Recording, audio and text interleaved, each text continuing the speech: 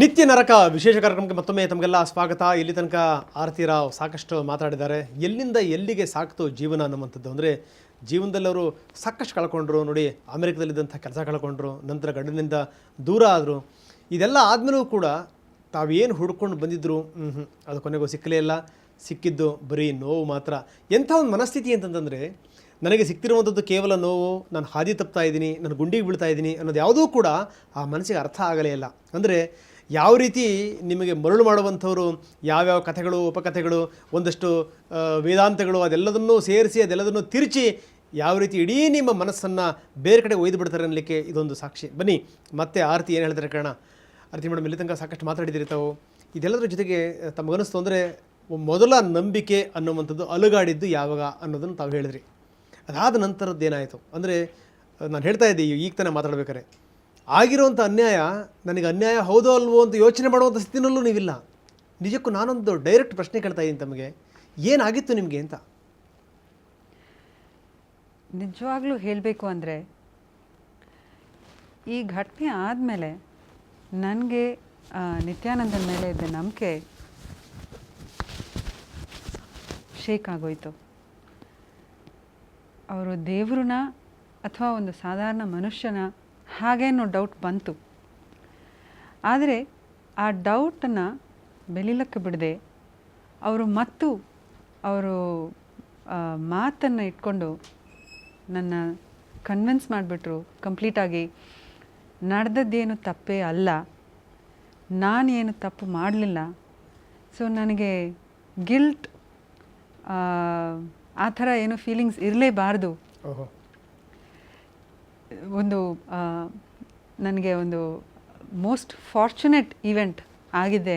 ಅದಕ್ಕೆ ನಾನು ಧನ್ಯವಾಗಿರಬೇಕು. I should be grateful for this chance. ಹಾಗೇನೋ ಒಂದು ಐಡಿಯಾ ಮತ್ತು ನನ್ನ ಮೈಂಡಲ್ಲಿ ಕ್ರಿಯೇಟ್ ಮಾಡಿಬಿಟ್ಟು ನನ್ನ ಕನ್ವಿನ್ಸ್ ಮಾಡಿಬಿಟ್ರು.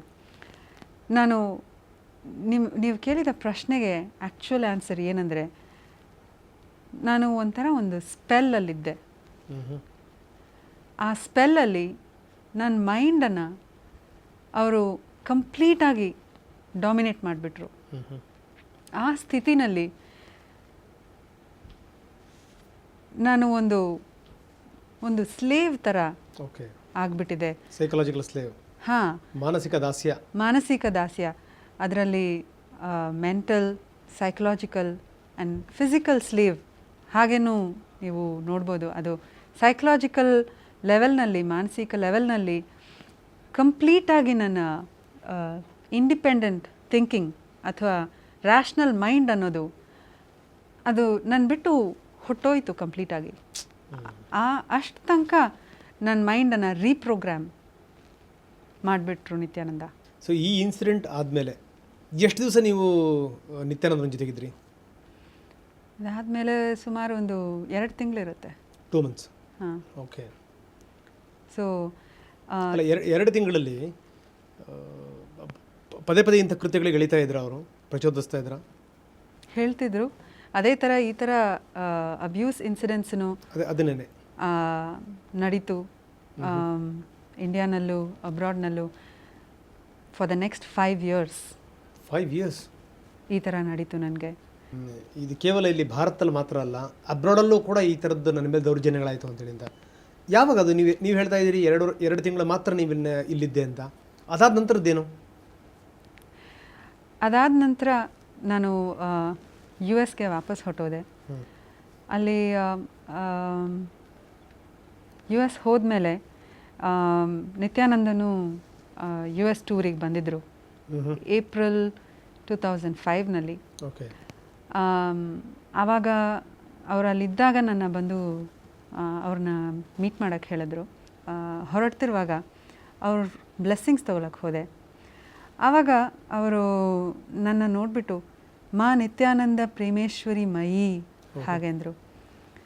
ನನಗೆ ಭಾಳ ಆಶ್ಚರ್ಯವಾಗಿತ್ತು. ಮಯಿ ಅಂದರೆ ತಾಯಿ.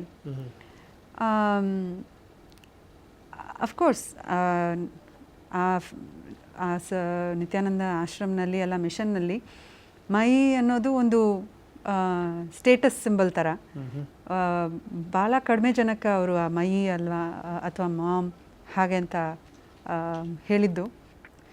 ನಾನು ಸ್ವಲ್ಪ ಕನ್ಫ್ಯೂಸ್ ಆಗಿಬಿಟ್ಟು ಅವ್ರನ್ನ ಕೇಳಿದೆ, ಸ್ವಾಮಿ ನಾನು ಬಿಲವೆಡ್, ಡಿವೈನ್ ಬಿಲವೆಡ್ ಹಾಗೆ ಅಂತ ಹೇಳಿದ್ರ ನೀವು, ನನ್ನ ಪಾತ್ ಫಾರ್ ಎನ್ಲೈಟನ್ಮೆಂಟ್ ಮಧುರ ಭಾವ ಅಂದ್ರ, ಇವಾಗ ನನ್ನ ಮೈ ಅಂತ ಹೇಳ್ತಿದ್ರ, ನನಗೆ ಅರ್ಥ ಆಗ್ತಿಲ್ಲ ಹಾಗೆ ಅಂತ ಕೇಳಿದೆ.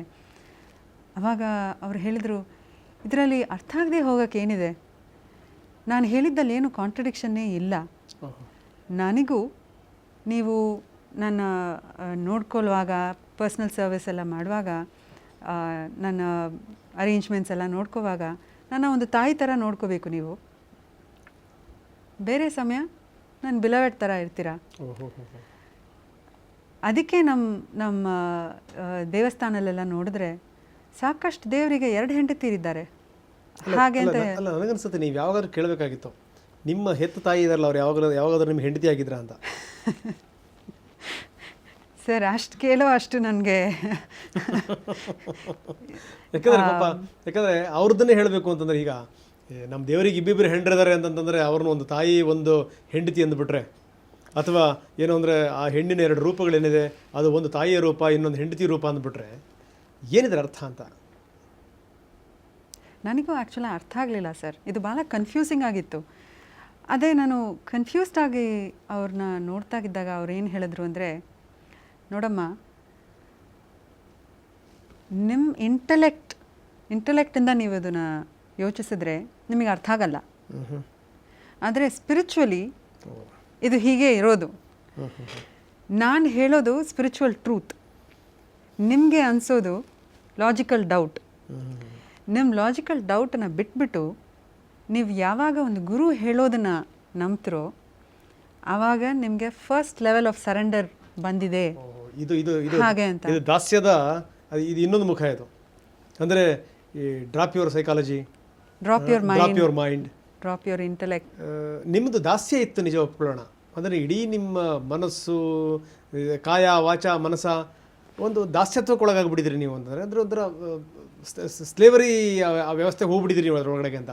ಆದರೆ ನನಗನ್ಸುತ್ತೆ, ನಾನು ಅದನ್ನು ಸಂಪೂರ್ಣ ಒಪ್ಪೋದಿಲ್ಲ ನಾನು ಅಂತ. ಎಲ್ಲೋ ಒಂದು ಕಡೆ ನಿಮ್ಮ ಮನಸ್ಸಿನ ಮೂಲೆಯಲ್ಲಿ ಒಂದು ದನಿ, ಒಂದು ವಾಯ್ಸ್ ಇತ್ತು ಅಂತ. ಸೊ ಹೀಗಾಗಿ ನೀವು ಯೋಚನೆ ಮಾಡ್ತಾ ಇದ್ರಿ, ಇದು ಮಾಡ್ತಿರೋ ಸರಿನಾ, ಇದು ಮಾಡ್ತಿರೋ ತಪ್ಪ, ನಾನು ಹೆಂಗೆ ಪರಮೇಶ್ವರಿ ಆದೆ, ನಾನು ಹೆಂಗೆ ಮೈಯಾದೆ, ಇವಾಗ ನಾನು ಮೊದಲು ಹೆಂಗೆ ಮಾ ಆಗಿದ್ದೆ ನಾನು. ಸೊ ಇದನ್ನೆಲ್ಲ ನೀವು ನಿರಂತರವಾಗಿ ನೀವು ಯೋಚನೆ ಮಾಡ್ತಾನೆ ಇದ್ದೀರಿ ಅಂದರೆ ನಿಮ್ಮ ಮನಸ್ಸಿನೊಳಗಡೆಗೆ ಆ ಮಂಥನ ಅನ್ನುವಂಥದ್ದು ಆಗ್ತಾನೆ ಇತ್ತು ಅಂತ ನಾನು ಹೇಳೋದು. ನೀವು ಹೇಳೋದು 100% ಕರೆಕ್ಟ್ ಸರ್. ನನಗೆ ನನ್ನ ಮೇಲಿರೋ ಕಾನ್ಫಿಡೆನ್ಸ್ ಕಡಿಮೆ ಆಗಿ ಅವ್ರ ಮೇಲಿರೋ ನಂಬಿಕೆ ಅದೇ ಹೆಚ್ಚಾಗಿ ಅವ್ರ ವರ್ಡ್ಸ್. ಸೊ ಅವರ ದನಿ ಸ್ಟ್ರಾಂಗ್ ಆಯಿತು, ನಿಮ್ಮ ದನಿ ವೀಕ್ ಆಗ್ತಾ ಹೋಯಿತು. ಎಕ್ಸಾಕ್ಟ್ಲಿ. ಎಸ್ ಮೇಡಮ್, ಮತ್ತಷ್ಟು ನಾನು ನಿಮ್ಮ ಜೊತೆಗೆ ಚರ್ಚೆ ಮಾಡ್ತೀನಿ. ನೋಡಿ, ನಂಬಿಕೆ ಅನ್ನುವಂಥದ್ದು ಹೇಗಿರುತ್ತೆ ಅಂತಂದರೆ, ನಾವು ಕಾಯ ವಾಚ ಮನಸ್ಸ ಯಾರಿಗಾದ್ರೂ ಏನಾದರೂ ಒಪ್ಪಿಸ್ಬಿಟ್ರೆ ಖಂಡಿತವಾಗಲೂ ನಾವು ಅವರಲ್ಲಿ ಲೀನವಾಗಿಬಿಡ್ತೀವಿ. ಅಂದರೆ ಅವರ ಮಾತು, ಅವ್ರು ಹೇಳಿದ್ದೇ ವೇದವಾಕ್ಯ. ಅವ್ರು ಹೇಳ್ತಾ ಇದ್ರು ಏನು ಅಂತಂದರೆ, ನನಗೆ ಕೇಳೋಕ್ಕೆ ಬಾಯಿ ಇರ್ತಿರಲಿಲ್ಲ, ಯೋಚನೆ ಮಾಡೋಕ್ಕೆ ನನಗೆ ಬುದ್ಧಿ ಇರ್ತಿರಲಿಲ್ಲ, ಅಂದರೆ ಎಲ್ಲದನ್ನೂ ಕೂಡ ದಾಸ್ಯಕ್ಕೊಳಪಡಿಸಿದ್ವಿ ಅಂತ.